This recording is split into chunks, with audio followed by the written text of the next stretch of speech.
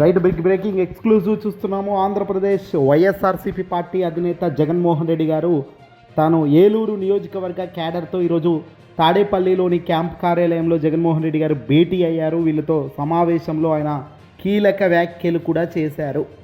చూస్తుంటే 2 సంవత్సరాలు అయిపోయిందని, రాబోయే 3 సంవత్సరాలు చాలా కీలకమని జగన్మోహన్ రెడ్డి గారు ఇక్కడ చెప్పుకొచ్చారు. ఏ ప్రభుత్వం అయినా 5 బడ్జెట్లు ప్రవేశపెడుతుంటుంది. 2 బడ్జెట్లు ఆల్రెడీ వీళ్ళు కూటమి పెద్దలు ప్రవేశపెట్టారు. ఫిబ్రవరి నెలాఖరునో మార్చిలో మరో బడ్జెట్ ప్రవేశపెడతారు. అంటే 3 బడ్జెట్లు కంప్లీట్ అవుతాయి. ఇక రాబోయేది 2 బడ్జెట్లే. ఆ తర్వాత ఎన్నికలు. అంటే ఇక ఎన్నికలకు సంబంధించి ఫుల్ ఫ్లెడ్జ్డ్గా మరికొద్ది రోజుల్లో వైసీపీ బలంగా ప్రజల వద్దకు వెళ్ళబోతుంది అనే సంకేతం జగన్మోహన్ రెడ్డి గారు ఇచ్చేశారు. ఇప్పటికే జగన్ గారు వైఎస్ఆర్సీపీ పార్టీ తరపున మరోసారి పెద్ద ఎత్తున పాదయాత్ర ఉంటుంది అని అంతా అనుకుంటున్నారు. సమాచారం అందుతున్న నేపథ్యంలో సాక్షాత్తు జగన్మోహన్ రెడ్డి గారు తన నోటి నుంచి ఈరోజు ఆ వ్యాఖ్యలు చేశారు. కూటమి ప్రభుత్వం పూర్తిగా అధికారం వచ్చినప్పటి నుంచి నేడు 20 నెలలుగా వ్యవస్థలన్నీ కూడా కుప్పకూలిపోయాయని, ఏ ఒక్క వర్గానికి ఏ ఒక్క మేలు చెయ్యని ప్రభుత్వంగా చరిత్రలో దారుణమైన పేజీని లిఖితిస్తుందని, రెడ్ బుక్ రాజ్యాంగం కావచ్చు, పరిపాలన వ్యవస్థ కావచ్చు, పోలీస్ వ్యవస్థ గతంలో ఎప్పుడు చూడనంత దారుణంగా పోలీస్ వ్యవస్థ తయారైన విధానం కావచ్చు, కండ కావరంతో చేస్తున్న పనులన్నీ కూడా చూస్తున్నామని జగన్ చెప్పుకొచ్చారు. మేము అంటే బలుపుతో కూడిన పనులు, కండకావరంతో చేస్తున్న పనులన్నీ కూడా కనబడుతున్నాయి. మోసాలు అబద్ధాలతో నడుస్తున్నారు.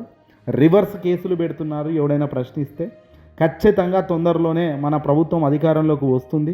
అధికారంలోకి రావడమే కాదు, పెద్ద ఎత్తున ప్రజలకు మంచి చేసే అడుగులు రాబోయే కాలంలో మళ్ళీ నెక్స్ట్ టర్మ్లో మనం చేయబోతున్నాం అనేది జగన్మోహన్ రెడ్డి గారు చెప్పుకొచ్చారు. ఇదే సందర్భంలో జగన్మోహన్ రెడ్డి గారు చెప్పుకొచ్చారు 2027 అంటే 1.5 సంవత్సరం తర్వాత పాదయాత్ర ఉంటుంది నాది కూడా. సంవత్సరంన్నర పాటు ఇక ఎన్నికల అనంతరం దాకా ఆ సంవత్సరంన్నర మొత్తం కూడా ప్రజల వద్దనే ఉంటాను, ప్రజలతోనే ఉంటానని జగన్మోహన్ రెడ్డి గారు చెప్పుకొచ్చారు. అంటే ఇంచుమించు 2027 మార్చ్ ఏప్రిల్ నుంచి జగన్మోహన్ రెడ్డి గారు అతిపెద్ద పాదయాత్రకు గ్రీన్ సిగ్నల్ ఇచ్చేసుకుంటున్నారు. షెడ్యూల్ ఖరారైపోయింది ఇప్పటికే అనే సమాచారం అందుతోంది. గడిచిన కొంతకాలంగా ప్రభుత్వం పనితీరును ప్రశ్నిస్తూ పోతున్న జగన్ పెద్ద ఎత్తున ప్రజల వద్దకు రాలేదు.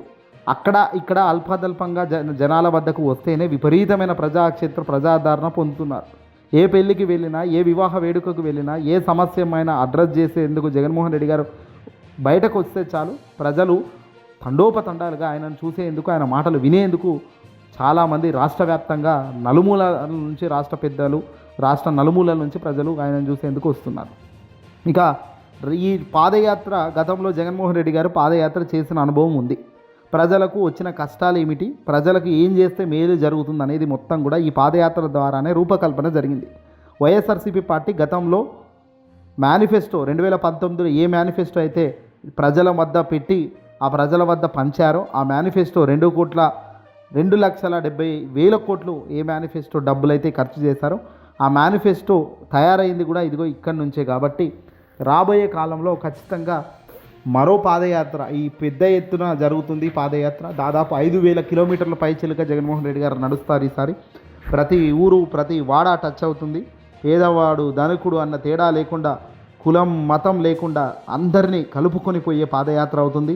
రాష్ట్రం నలుమూలల ప్రతి అడుగు తాకే ఈ పాదయాత్ర ఓ ప్రభంజనంను మించే సునామీ అవ్వక తప్పదు. అంత పెద్ద ఎత్తున ప్లాన్ చేస్తున్నారు. పెద్ద ఎత్తున రూట్ మ్యాప్లు సిద్ధం చేస్తున్నారు. పెద్ద ఎత్తున ప్రజాక్షేత్రంలో ఏ రాజకీయ నాయకుడు ఇప్పటిదాకా చేయలేదు భారతదేశంలో అనే తట్టుగా ఓ పెను విప్లవం లాగా జగన్మోహన్ రెడ్డి గారు ప్రజల వద్దకు వెళ్ళబోతున్నారు. ఆయన అడ్రస్ చేసే ప్రతి మీటింగ్, ప్రతి సభ కూడా అంతే రేంజ్లోకి ఉండబోతున్నట్టుగా సమాచారం అందుతుంది. ఇక జగన్మోహన్ రెడ్డి గారు ఒకటైతే చెప్పారు, పరిపాలన అంటే ప్రజలకు మేలు చేసే పాలన.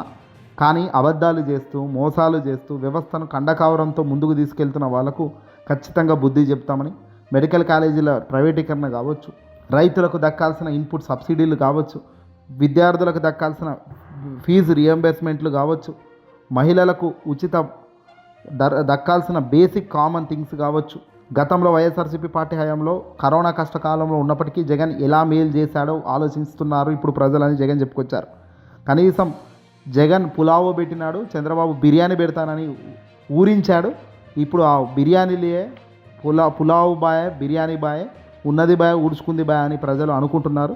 జగనే మేలు అని ప్రజలు గ్రహిస్తున్నారు. ప్రజలు అనుకోవడం బాగుంది అనేటట్టుగా జగన్మోహన్ రెడ్డి గారి మాటలు ఉన్నాయి. జగన్మోహన్ రెడ్డి గారి స్పీచ్ల్లో అల్టిమేట్గా ఒక కాన్ఫిడెన్స్ అయితే కనబడుతుంది. ఖచ్చితంగా నేను చేయగలను అన్న కాన్ఫిడెన్స్ కనబడుతుంది. ఏ రాజకీయ నాయకుడికైనా మొదట కావాల్సింది అదే. ఇక్కడ జగన్కి ఈ తరహా కాన్ఫిడెన్స్ ప్రతిపక్షంలో ఉన్నప్పుడు ఇలా కనబడుతున్నాడు. అధికారం చేతిలో ఉండి కూడా చంద్రబాబు నాయుడు కానీ పవన్ కళ్యాణ్ కానీ ఆ ఫేస్లో ఆ కాన్ఫిడెన్స్, ఆ గ్లిచ్ లేదు. చంద్రబాబుకు కానీ నారా లోకేష్ కానీ పవన్ కళ్యాణ్ కానీ మేము చేయగలుగుతాము, అధికారంలో మేమే ఉన్నాం కాబట్టి మేము ఇంకా భారీ ఎత్తున మంచి చేస్తామన్న ఏ కోశాన వాళ్ళకి నమ్మకం లేదు. అధికారం ఉంది, అధికారాన్ని వాడుకుంటున్నట్టు ఆ ముఖాలు కనబడుతున్నాయి తప్ప అధికారాన్ని సంపూర్ణంగా పేదలకు పంచుతున్నాము అన్న కళ ముఖాల్లో లేకపోవడం బాధాకరం. జగన్మోహన్ రెడ్డి గారి గతంలో వైఎస్ఆర్సీపీ హయాంలో జగన్మోహన్ రెడ్డి గారు ముఖ్యమంత్రి స్థాయిలో ఉన్నప్పుడు కూడా పేదల వద్దకు తాను వెళ్ళిన విధానం కానీ, పేదలకు పంచే విధానం కానీ, బటన్ నొక్కే విధానం కానీ, ఆ నొక్కిన బటన్ నొక్కగానే వెంటనే అదే రోజు అందరి లబ్ధిదారుల ఖాతాల్లో డబ్బులు జమ అయ్యే విధానం, ఒక ప్రాసెస్ కానీ ఎక్కడ అవినీతికి చోటు లేకుండా తాను తీసుకొచ్చిన ఒక పరిపాలన దక్షత చాలా విలువైంది. అలాంటివి కావాలి. ఇక్కడ చంద్రబాబు నాయుడు గారు అధికారంలో ఉన్నారు. 40-50 ఏళ్ళ సీనియర్ అని చెప్పుకుంటారు. డిప్యూటీ సీఎం హోదాలో పవన్ కళ్యాణ్ పక్కనే ఉన్నాడు. సినిమాల్లో నటించే పవన్ కళ్యాణ్ రాజకీయాల్లో అదే పని చేస్తూ డిప్యూటీ సీఎంగా పవన్ కళ్యాణ్ చంద్రబాబుతో పాటు పైన కేంద్రంలో పాలించే కేంద్ర పెద్దలు ఎన్డీఏ నేషనల్ డెమోక్రటిక్ అలియన్స్తో భాగంగా బీజేపీ కూడా వీళ్ళకు మద్దతుగా ఉన్నప్పటికీ విశాఖ రైల్వే జోన్లో నిరాశ లభించింది. కేకే లైన్ ఏకంగా పక్క రాష్ట్రానికి తన్నుకొని పోయారు. అయినా చంద్రబాబు మౌనంగానే ఉన్నారు. కేంద్రం ఇచ్చే పరిస్థితి లేదు. ఇలా చెప్పుకుంటూ పోతే అల్టిమేట్గా జరగాల్సిన నష్టాలు ఆంధ్రప్రదేశ్ రాష్ట్రానికి, ప్రజలకు విపరీతంగా జరుగుతుంది. అమరావతి అని ఆంధ్రప్రదేశ్కు రాజధాని అమరావతి అంటున్న చంద్రబాబు నాయుడు గారు అమరావతి పేరు మీద ఇప్పటికే 80 వేల కోట్ల అప్పులు తెచ్చారు. మరో 70-80 వేల కోట్ల అప్పులు చేయడానికి సిద్ధమవుతున్నారు.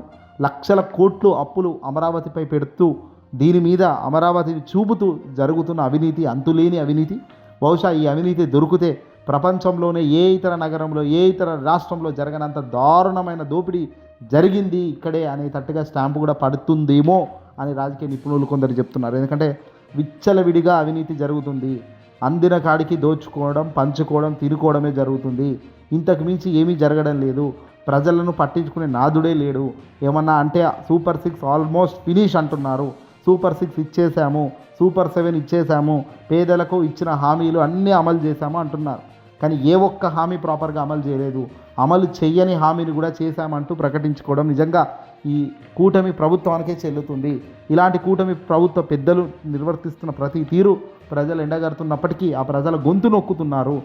ఈ మీడియా వ్యవస్థ వాళ్ళకే పెద్ద ఎత్తున ఉండడం వల్ల, నెట్వర్క్ విధానంలో కూడా వాళ్ళ ముందు వరుసలో ఉండడం వల్ల ఒక చెడును మంచి అని చూపించి చెడును కూడా మంచేనేమో అనుకునేటట్టుగా, ఇలాగే ఆలోచించాలేమో అనుకునేటట్టుగా తయారు చేయడం అనేది బాధాకరం. ఏదేమైనా తాజాగా ఏలూరుకు సంబంధించి జగన్మోహన్ రెడ్డి గారు ఏలూరు నియోజకవర్గ కేడర్తో మాట్లాడుతూ ఈ వ్యాఖ్యలు చేశారు. వారం కార్యకర్తలతో భేటీ ఉంటుంది, మనోధైర్యం నింపుతాము. గ్రౌండ్ లెవెల్లో ఇప్పటికే ప్రతి విభాగాన్ని అలైన్ చేసుకుంటూ వస్తున్నారు. ఈ అలైన్ అయిన ప్రతి విభాగం రాబోయే 2027 మార్చి తర్వాత యాక్టివేట్ అవుతాయి. సోషల్ మీడియా, డిజిటల్ ప్లాట్ఫామ్స్ అన్నీ కూడా బహుశా అప్పటి నుంచే యాక్టివేట్ అవుతాయి. ఇక అక్కడి నుంచి వేసే ప్రతి అడుగు, పట్టే ప్రతి మాట వేగం పెరుగుతుంది. ఆ బాణం నేరుగా కూటమి కూలిపోయే పరిస్థితికి వచ్చేలా దారితీస్తుంది. ఈ వీడియోని అసలు లైక్ కొట్టి షేర్ చేయండి.